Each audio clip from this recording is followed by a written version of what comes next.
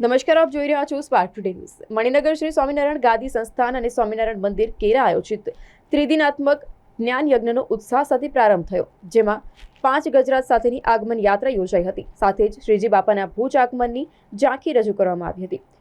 આ નગર યાત્રામાં Africa, UK, America, અખાતી દેશો, યુરોપ, ઓસ્ટ્રેલિયા સહિતની દેશોમાંથી બાપાના ભક્તો મોટી સંખ્યામાં મહોત્સવનો લાભ લેવા આવી પહોંચ્યા હતા। 5 હાથી સાથે નગર યાત્રા યોજાઈ હતી, જેમાં પટેલ સમાજના વિવિધ ગામોની ભજન મંડળી પણ જોડાઈ હતી।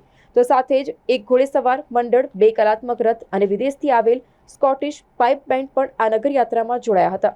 કળશધારી બહેનો સહિત વેશભૂષાઓ સાથે બહેનો પણ જોડાયા હતા।